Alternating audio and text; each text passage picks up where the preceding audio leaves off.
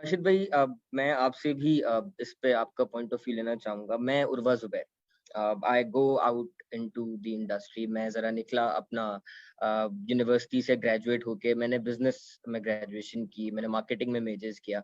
अब मुझे अब एक successful marketing manager, marketing director बनना है।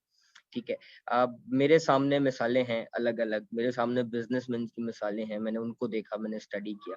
मैं अपनी यूनिकनेस नहीं ढूँढ पा रहा कि मुझ में क्या अलग है, मैं ऐसा क्या टेबल पे पुट कर सकता हूँ जो कि शायद मेरे अलावा कोई नहीं कर सकता। तो क्या ज़रूरी है वो यूनिकनेस को पहले ढूँढना और फिर उसके साथ काम करना, या अब फ्लो में आप चलते रहें और आपको वो यूनिकनेस मिल जाती है और अगर ना भी मिले तो चलता है? आपका क्या इसमें पॉइंट ऑफ व्यू है?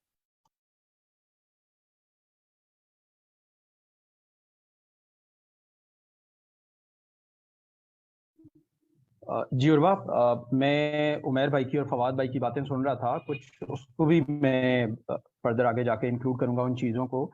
मैं ना यहाँ पे एक जुमला कहना चाहूँगा। मेरे चूंकि डिफरेंट कॉलेजेस में बच्चों के साथ करियर काउंसलिंग काउंसलिंग के सेशंस भी होते हैं, तो वहाँ पे ना कॉमनली एक वर्ड बोला जाता है और पूछा जाता है मेरे से सवाल, सर किस फील्ड का स्कोप है? ठीक है।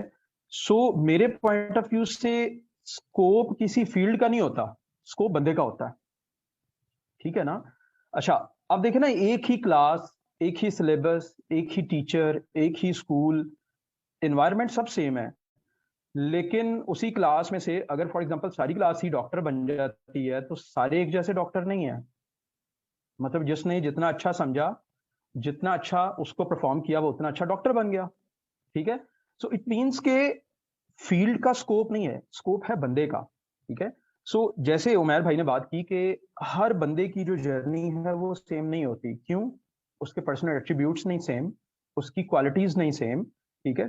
सो हमें ये समझना पड़ेगा और हमें इस चीज पे फोकस करना पड़ेगा। हम बेसिकली बहैसियत कौम अनफॉर्चुनेटली एक ना वो भेड़ चाल का शिकार हैं। ठीक है। हम एक बंदे को काम करता हुआ देखते हैं और बस फिर हम चल पड़ते हैं।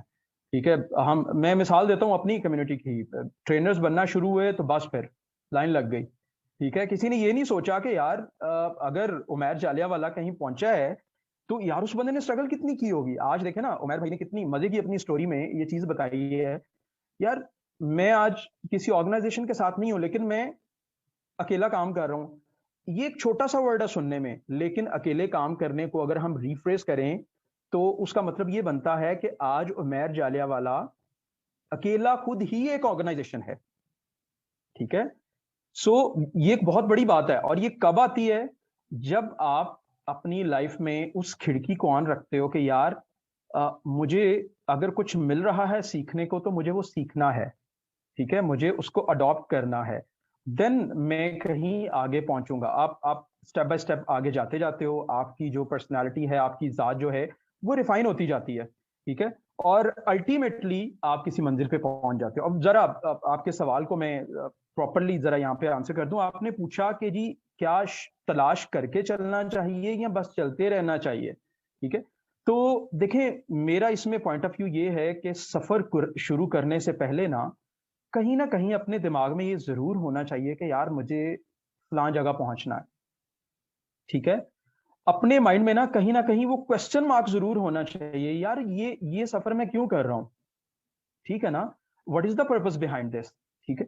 जब वो क्वेश्चन मार्क आपके माइंड में होता है ना, तो तब आपको आंसर जल्दी मिल जाता है। आप अब आप टोटली ब्लैंक माइंड के साथ जब चलते हैं ना, वो बेसिकली आप क्या कर रहे हैं? आप भेड़ चाल में जा रहे हैं आगे।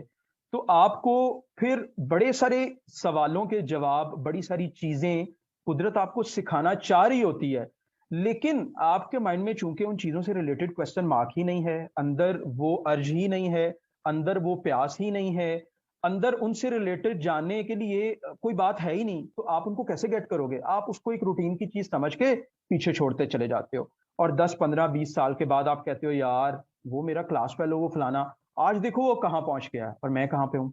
आप कंपैरिजन जब करने शुरू करते हो, जब थोड़ा सा एक्सप्लोर करते हो, तो देन आपको रियलाइज होता है कि यार जब उसने जर्नी मेरे साथ स्टार्ट की थी ना, तो वो कुछ सवाल लेके चला था।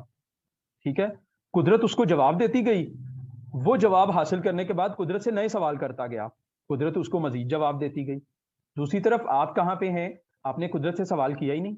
आप तो बस चल पड़े कि यार कहीं ना कहीं पहुंचूंगा, ठीक है। तो उसमें क्या है कि आप नहीं उस तरह से पहुंच पाते उस जगह पे, आप वो सब कुछ नहीं गेट कर पाते जो आप करना चाह रहे होते हैं, ठीक है। समहाउ आप कहीं ना कहीं जरूर पहुंच जाते हैं, लेकिन जहां पे आपको पहुंचना चाहिए आप वहां पे नहीं पहुंच पाते, ठीक है। सो मेरे ख्याल में बिल्कुल स्टार्टिंग में आप वो सब कुछ फाइंड आउट भी नहीं कर सकते कि यार ये मेरे अंदर है, ठीक है, और मैं ये कर सकता हूं, लेकिन कम से कम ये सवाल जरूर होना चाहिए कि यार मेरे अंदर है क्या। जब ये सवाल अंदर होता है तो तब ही जवाब मिलने शुरू होते हैं, ठीक है। और एक चीज यहाँ पे ये कि देखें, कहानी सुनाना बड़ा आसान है, कहानी बनना मुश्किल होता है, ठीक है।